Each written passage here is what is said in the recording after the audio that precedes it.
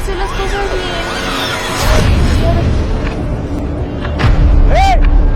¡Eh! ¡Eh! ¡Eh!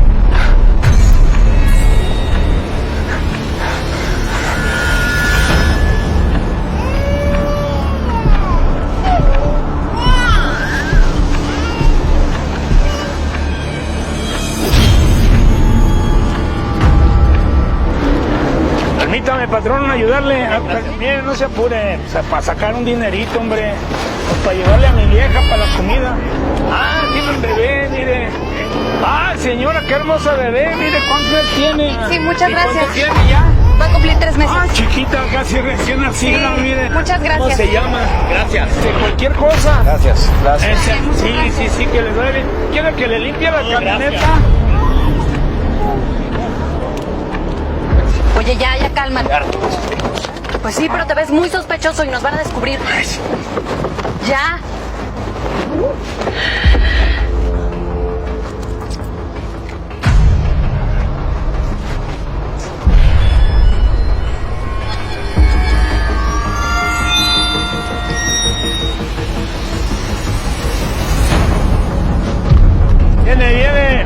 Viene, patrón, viene. Y viene ahí. ¿Qué pasó? No sé. Voy a ver. Se le ponchó la llanta. Mire, se le ponchó. La llanta está ponchada. ¿Y que no traes otra o qué? No. Ándale, pues resuélvelo. Pero ya. Pues por ahí venden así esos, Estúpido. como spray para inflarla. Ahí si quiere.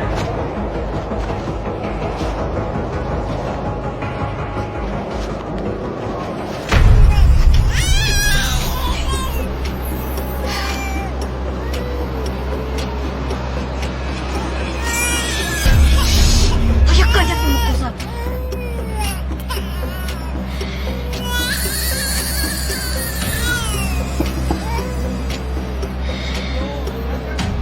Sí, muchas gracias. Está llorando mucho la niña, ¿verdad?